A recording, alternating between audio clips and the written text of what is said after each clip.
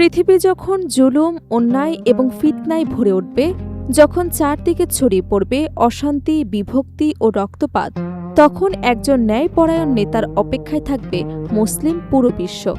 ইসলামী বিশ্বাস অনুযায়ী ঠিক সেই সময় আল্লাহর ইচ্ছায় আবির্ভূত হবে ইমাম মাহদী। কিয়ামতের অন্যতম বড় আলামত হিসেবে যার আগমনের কথা উল্লেখ রয়েছে বহু সহিহ হাদিসে। তার নেতৃত্বে পৃথিবী আবারও ন্যায় বিচার, শান্তি এবং ইনসাফে পরিপূর্ণ হবে বলে বর্ণনা এসেছে। কিন্তু কে এই ইমাম মাহদী? তিনি কবে আবির্ভূত হবেন? আর তাকে ঘিরে সুন্নি এবং শিয়া মুসলিমদের বিশ্বাস কেন রয়েছে এত বড় পার্থক্য? সহিহ হাদিসে এ বিষয়ে আসলে কি বলে? ইসলামী বর্ণনা অনুযায়ী ইমাম মাহদীর আগমনের নির্দিষ্ট কোনো সাল বা সময় হাদিসে উল্লেখ করা হয়নি।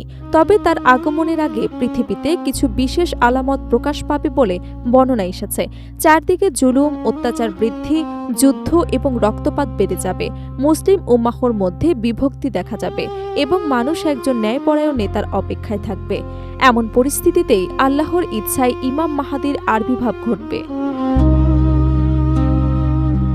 সহিহ হাদিসে বর্ণিত হয়েছে, রাসূল সাল্লাল্লাহু আলাইহি ওয়াসাল্লাম বলেছেন, পৃথিবীতে যদি মাত্র একদিন অবশিষ্ট থাকে তবে আল্লাহ সেই দিনকে দীর্ঘ করবেন, যতক্ষণ না তার বংশধরদের মধ্য থেকে একজন ব্যক্তি আবির্ভূত হন। তার নাম হবে মুহাম্মদ এবং তিনি পৃথিবীকে ন্যায় বিচারে পরিপূর্ণ করবেন, যেমনটি আগে জুলুম এবং অবিচারে ভরে গিয়েছিল। হাদিসে আরও উল্লেখ রয়েছে, তিনি মহানবী সাল্লাল্লাহু আলাইহি ওয়াসাল্লামের কন্যা হযরত ফাতিমা রাদিয়াল্লাহু তাআলা এর বংশধর হবে। বিভিন্ন হাদিস অনুযায়ী প্রথম দিকে ইমাম মাহদী নিজেকে নেতা হিসেবে প্রকাশ করতে চাইবেন না। পরে মক্কার কাবা শরীফে হাজরে আসওয়াদ এবং মাকামে ইব্রাহিমের পরবর্তী স্থানে মুসলিমরা তার হাতে বাইয়াত করবে। এরপর তিনি মুসলিম উম্মাহর নেতৃত্ব গ্রহণ করবেন এবং তার নেতৃত্বে মুসলিমদের মধ্যে পুনরায় ঐক্য প্রতিষ্ঠিত হবে। হাদিসে আরও বর্ণিত হয়েছে, তার শাসনামলে পৃথিবীতে ন্যায় বিচার প্রতিষ্ঠিত হবে, জুলুম অনেকাংশে কমে যাবে এবং সম্পদের সুষম বণ্টন নিশ্চিত হবে। মানুষের জীবন হবে আরও নিরাপদ এবং শান্তিপূর্ণ। কিছু বর্ণনায় তার নেতৃত্বে গুরুত্বপূর্ণ যুদ্ধ এবং বিজয়ের কথাও উল্লেখ রয়েছে। ইসলামী বর্ণনা অনুযায়ী ইমাম মাহদীর যুগেই দাজ্জালের আবির্ভাব ঘটবে।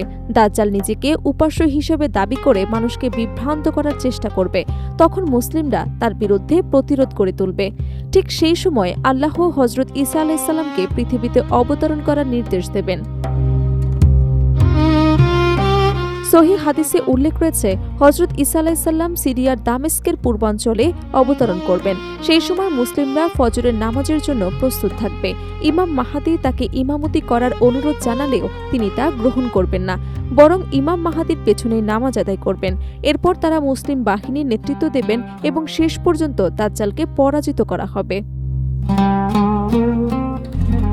এরপর কিছু সময় পৃথিবীতে শান্তি, নিরাপত্তা এবং ন্যায় বিচার প্রতিষ্ঠিত থাকবে। ইসলামী বর্ণনা অনুযায়ী মানুষের মধ্যে সম্পদের প্রাচুর্য দেখা দেবে এবং ইসলামের শিক্ষা আরও বিস্তৃত হবে। পরবর্তী সময়ে ইয়াজুজ মাজুজের আবির্ভাব সহ কিয়ামতের আরও বড় আলামত প্রকাশ পাবে।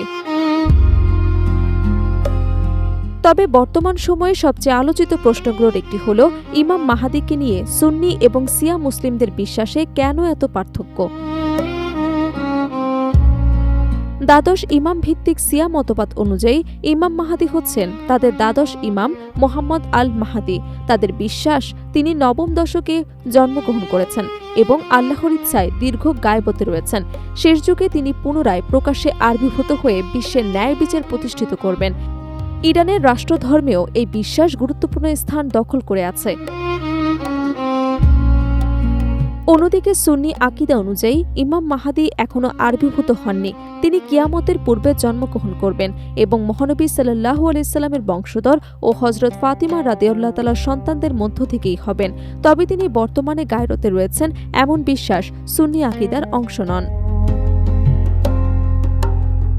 গুরুত্বপূর্ণ বিষয় হল, সহিহ হাদিসে কোথাও বলা হয়নি যে ইমাম মাহদী অবশ্যই কোনো নির্দিষ্ট মাযহাব বা সম্প্রদায় থেকে আসবেন।